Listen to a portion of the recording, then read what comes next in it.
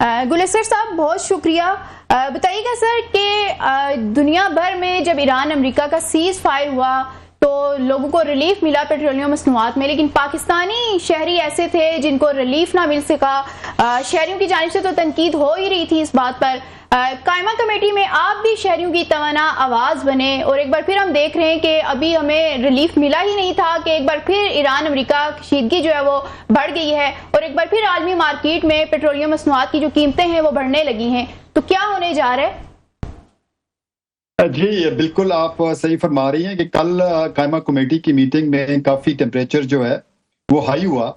इस बात को लेके कि सबसे पहले तो ये कहा गया कि एक लंबी कहानी सुनाई गई मिनिस्टर साहब की तरफ से जो कि मेंबरान को सेटिस्फाई नहीं कर सकी। स्पेशली मैंने उस पर जो है वो रेज की पब्लिक की आवाज कि जंग जो है वो तो एक जंग का माहौल था उस टाइम, लेकिन अब जो प्राइसेस हैं हमारी वो पूरे खित्ते में जो है वो सबसे ज्यादा है। चलो हमारा कंपैरिजन आप अमेरिका से ना करें, चाइना से ना करें, लेकिन हमारा कंपैरिजन इंडिया से तो बनता है, हमारा कंपैरिजन जो है वो नेपाल से बनता है, बांग्लादेश से बनता है और इवन हम अफगानिस्तान के मुकाबले में जो हमारी प्राइसेस हैं पेट्रोलियम प्रोडक्ट्स की वो बहुत ज्यादा हैं।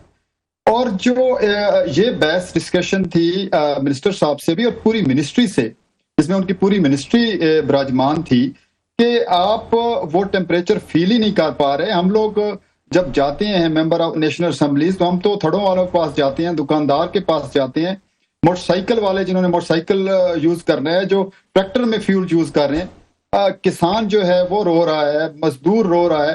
तो मिनिस्ट्री बैठी हुई क्या कर रही है? कोई प्लानिंग नजर नहीं आ रही, जो नजर आनी चाहिए थी उस तरह की वो नजर नहीं आ रही। तो उस पर बड़ी डिटेल डिस्कशन हुई और उस पर दूसरी जो बात वहां पे हुई वो थी फ्यूल प्राइसेस में लिक्विड पेट्रोलियम गैस एलपीजी, जो एक आम आदमी, गरीब आदमी गैस यूज करता है। आपको पता है कि हमारी जो सुई गैस है वो बड़ी लिमिटेड है, हम इंपोर्ट कर रहे हैं गैस, और गैस की प्राइसेस जो है वो जो गवर्नमेंट ने नोटिफाई की हैं प्राइसेस, वो प्राइसेस की हैं 2860 रुपए ओगरा ने नोटिफाई की।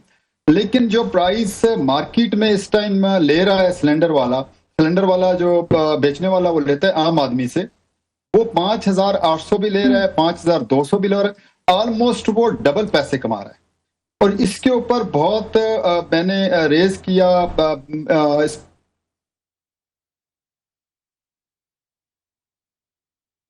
ये आपकी आवाज में आम आदमी जो है वो आपको पता है मुल्तान के कितने एरिया में है। जी गुलस्तर साहब। जी सर, आपकी आवाज थोड़ी सी वो कट गई थी। अच्छा प्लीज कंटिन्यू रखें सर। जी मैं ये अर्ज कर रहा था गुलस्तर साहब के सुई गैस तो बड़ी लिमिटेड उसकी एक्सेस है शहरों में भी। इवन आप यहाँ पे इवन पिंडी इस्लामाबाद में रहते हैं, आप पिंडी में ये एयरपोर्ट सोसाइटी ले लें, इस सोसाइटी में भी जो है वो बड़ी लिमिटेड है। आप गौरी टाउन ले लें, आप बहुत सारे यहाँ पे मेरे ख्याल में 50-60% ऐसी आबादी है इस्लामाबाद और पिंडी की जिसमें सुई गैस का कनेक्शन नहीं है।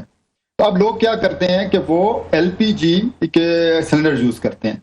एलपीजी सिलेंडर की जो प्राइस मार्केट में इस टाइम बिक रही है वो 5200 से लेके 5800 रुपए, और जो आपकी गवर्नमेंट की नोटिफाइड प्राइस है वो कोई 2860 रुपए।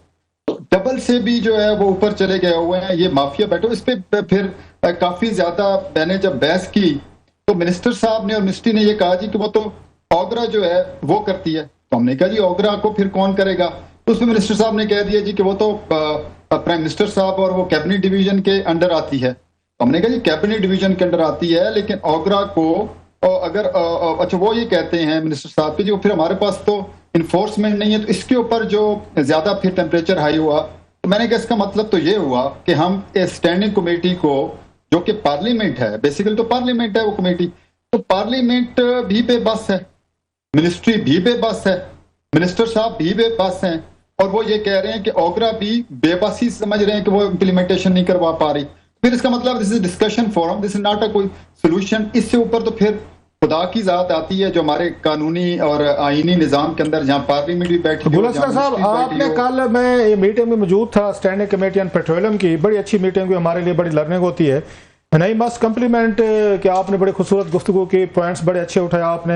असद आलम नियाजी साहब ने, नवीद कमर साहब ने, बाकी नवाब साहब वगैरह सारे थे, आपने बड़ी लंबी बातचीत की। मैंने मस्ट कम्प्लीमेंट ये वजीर पेट्रोलियम के आपके बड़े सख्त सवालात के, उन्होंने अपनी तरफ से मेरा ख्याल है बहुत सारे लॉजिकल जवाबात भी थे, बहुत सारे रैशनल भी थे, बहुत सारे प्रैक्टिकल प्रैग्मेटिक भी थे, जो मैं थोड़ा सा पॉइंट आउट आपके सामने रखना चाहूंगा। मतलब है जो सवाल आपने उठाया, दीगर ने भी, रीजन में जो ये पेट्रोल की कीमतें हैं, डीजल की, वो पाकिस्तान से कम है और हमारे यहाँ ज्यादा है, तो ये चीज हम नहीं देखते। मैं जस्ट बीइंग डेविल्स एडवोकेट, जो मैंने कल सुना भी है सारा, कि वहां पे इंडिया का डॉलर जो है वो 95 रुपए है, अब हुआ है मेरा ख्याल है 95-96 रुपए। पाकिस्तान का डॉलर 280 है। हम बिलियन ऑफ डॉलर्स की इंपोर्ट करते हैं। ये सारा डीजल ऑयल, मेरा कल बताया गया 80% हम इंपोर्ट करते हैं। सारी एनर्जी जो है, एलपीजी हो, आपकी एलएनजी हो, आपका पेट्रोल हो, डीजल हो, जब फ्यूल जो भी है, तो जब आपका ये पेट्रोल और डीजल जो है उसको कन्वर्ट करना है 280 रुपए पे, तो साफ जरा रीजन में तो डॉलर का रेट हमसे उनसे कम है, नंबर एक। दूसरी चीज आपने कल देखी होगी पेपर में, जो वहां पे आपके सामने रखे गए, हमने भी देखे, उसमें सर्कुलर डेट जो है वो आपका 3.6 ट्रिलियन 3600 अरब पहुंच चुका है। वो ये कह रहे थे मिनिस्टर साहब कि हमें, अगर हमने पॉपुलर फैसले करने हो, हमने सस्ता तेल देना हो, सस्ती गैस देनी हो, सस्ती एलपीजी देनी हो, तो मसला नहीं है, हम बैंक से कर्जा ले लेते हैं। ये सूद है, मतलब 1.7 ट्रिलियन 1700 अरब जो है वो लेट चार्जेस थे। तो वो कहते हैं ये तो बड़ा आसान काम है, कौम अगर चाहती हो तो हम उस कर्जा लेके सब्सिडाइज करते रहते हैं, हम उनको सस्ती चीजें देते हैं, तो लेकिन फिर मुल्क को नुकसान होगा। अल्टीमेटली आपके कर्जों का हुजूम बढ़ेगा, आपका सूद का हुजूम बढ़ेगा। इस साल हमने 8000 अरब जो है बैंकों को सूद देना है। 1.7 ट्रिलियन आपका, मतलब है आपका 1.9 ट्रिलियन आपका वो डेट है, ये सर्कुलर डेट है पेट्रोलियम का। 1.7 ये ट्रिलियन जो है उस पर वो आपका लेट सर चार्जेस हैं। तो सर कैसे आप, अगर आप पेट्रोलियम मिनिस्टर होते आप क्या करते सर? इस सवाल का जवाब आप कैसे देते? जी बिल्कुल, ये बात कल मिनिस्टर साहब ने मुझे ओपनली कह दी, आप मिनिस्टर होते तो क्या कहते। मेरा यही तो सर रोना है। देखें, ये कोई रोना ये है कि आप मिनिस्टर नहीं है, या मिनिस्टर ना हो के खुश हैं सर आप? मैं अब आपको सर, मैंने कल उनसे भी कहा था और मैं आपसे भी आज करूंगा कि सर मुझे अगर 3 मिनट देंगे तो मैं सोल्यूशन बता देता हूँ सारी चीज का। सर देखें, हमने ना पास ऑन करना बड़ा आसान है कि हम सर्कुलर डेट भी जो है वो किस वजह से है, वो पहले तो हमें ये सोचना पड़ेगा ना। अच्छा, फिर एक टर्म है गैस के अंदर यूएफजीसी, वो 100 अरब रुपए प्लस है इस टाइम जो है थेफ्ट हो रहा है।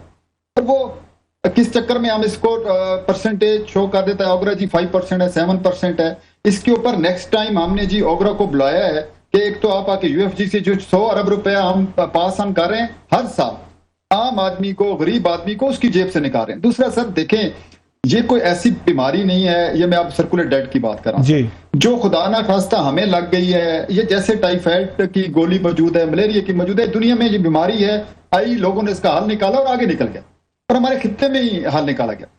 तक अगर तो हमने इसी तरीके से सवाल गंदम जवाब चन्ना देना है मिनिस्टर साहब की तरफ से, सोल्यूशन निकल ही नहीं सकता। सर सोल्यूशन क्या है?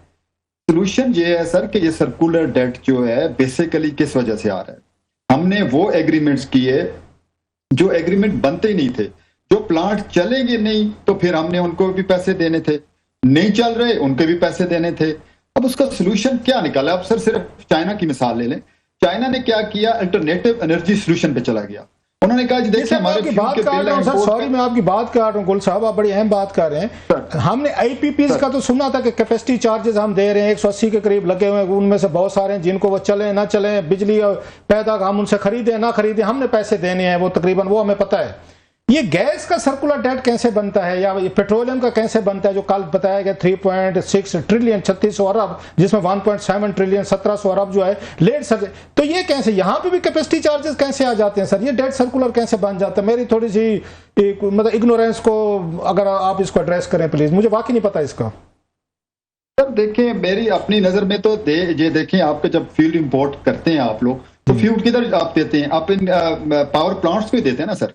तो पावर प्लांट्स के ऊपर जब वो आप पब्लिक का जो पैसा है वही सर्कुलर डेट में उसमें आपका बार बार शो हो रहा है। सर मैं जो अर्ज कर रहा हूँ, ये अगर मैं अपनी बात कंप्लीट कर दूं तो आपको अंदाजा हो जाएगा what we are talking about. Sir मुझे सिर्फ 3 मिनट दीजिएगा। जी जी सर, ये इन्होंने किया ये कि एनर्जी की जो नीड्स थी चाइना ने, उन्होंने ये किया कि उन्होंने अपनी एनर्जी 3 गॉर्जियस बनाया।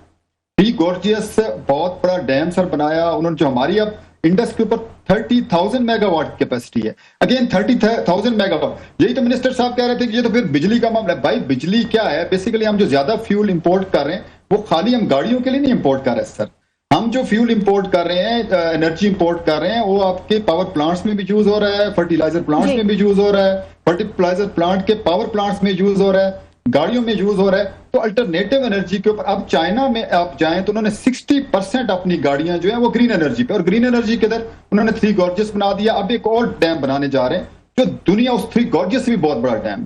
सर हमारा तो इतनी अल्लाह ताला सर आपने डैम की बड़ी अच्छी बात की, बड़ी जबरदस्त बात है। डैम की बिजली सस्ती भी होती है, सस्टेनेबल भी होती है, हम देखते हैं। लेकिन क्या करें, यहाँ डैम बनने शुरू हों पूरा मुल्क लगता है खुदा ना खासा टूटने पे आ गया है। वो आपको पता है कि एक नाम ले लें डैम का तो लड़ाई झगड़े फड्डे, फेडरेशन खतरे में पड़ जाती है, नंबर 1। दूसरा चीज जो है, जब हुक्मरानों के अपने ये आईपीपीज हैं सर, और 45,000 मेगावाट कैपेसिटी के लगा लिए हैं, जरूरत आपकी 26,000 है, ऊपर से अब आपकी 16-17,000 आपका सोलर भी पहुंच गया है, तो जरूरत तो आपको रहेगी 8-10,000 मेगावाट की। आपने वहां पे कारखाने लगा लिए 45,000 के, जिनको आपने पैसे भी देने कैपेसिटी चार्जेस पे, मोस्टली हुक्मरानों के हैं। तो यहां से डैम तो उन्होंने नहीं बनाने, उन्होंने तो ये कैपेसिटी चार्जेस वाला सिलसिला उनको सूट करता है सर। तो ये इसका हल क्या, वो तो करना ही नहीं चाह रहे। वो सोलर की बात भी कल हुई, वो वजीर साहब भी कह रहे थे कि लोगों ने खुद अपने सोल्यूशन ढूंढ लिए। जो मुस्तफा महमूद साहब ने भी बात की कि अगर आपने बिजली की साइड पे महंगाई कर दी तो लोगों ने सोलर ढूंढ लिया। अब उन्होंने सोलर पे भी लगा दिए, टैक्स लगाने की बातें हो रही। तो अवाम किधर जाए सर? हुक्मरान तो खुद बिजनेस कर रहे हैं, खुद बिजली बेच रहे हैं ये लोगों को, और खुद कैपेसिटी चार्जेस ले रहे हैं मोस्ट ऑफ देम। रास्ता साहब आप एग्जैक्टली आप उस पॉइंट पे पहुंचे हैं जो मैं समझाने की कोशिश कर रहा था सर। कि यही तो मामला है कि वो मैंने कल शेर भी पढ़ा था कि मैं किसके हाथ पे अपना लहू तलाश करूं। सारे शहर ने पेन रखे हैं, दस्ता ने, वही लोग सर, माफिया ही तो बैठा है सर। ये माफिया, और इसको इससे बड़ा माफिया कौन होगा जो फ्यूल का इंपोर्ट का sir multi billions dollar annually बना रहे हैं। वो नहीं चाहते यहाँ के ऊपर सोलर प्रमोट हो, वो नहीं चाहते यहाँ पे डैम। सर हमें तो डैम्स की भी जरूरत नहीं है, हम तो रन ऑफ रिवर के ऊपर मैं बता रहा हूँ 60,000 मेगावाट। रन ऑफ रिवर का मतलब है कि आपने सिर्फ टर्बाइंस लगानी है, खर्चा कम होता है। डैम पे तो बहुत ज्यादा खर्चा आता है, किसी डैम की भी जरूरत नहीं पड़ती। ये तो इसलिए किया गया सर। फिर देखें ईवी के ऊपर कभी टैक्स लग जाता है। तो सर ये वो चीजें थी जो सोल्यूशन निकालना पड़ेगा, कंबाइंड सोल्यूशन हो।